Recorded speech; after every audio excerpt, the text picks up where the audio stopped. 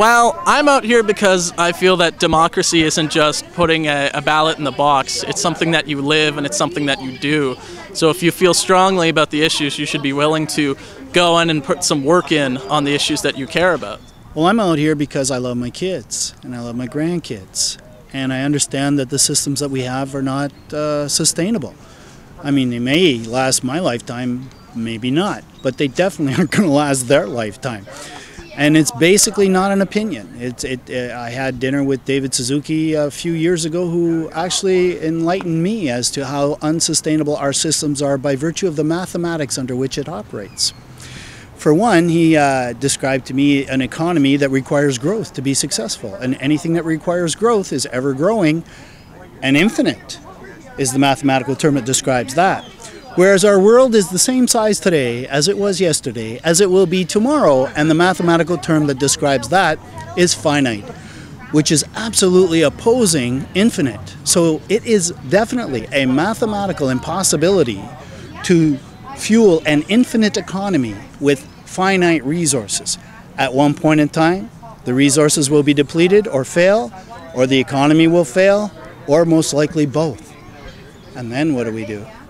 All we're asking for is that every member of our society be guaranteed basic needs: food, heat, shelter, the opportunities to get a job and make a living for themselves, basic human rights. These are the things that are being left behind day after day in the wake of profitability, money, and the bottom line for the shareholders.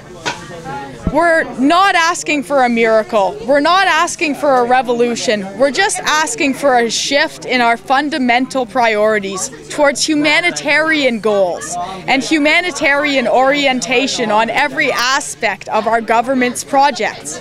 I have been working with people on the street for 15 years.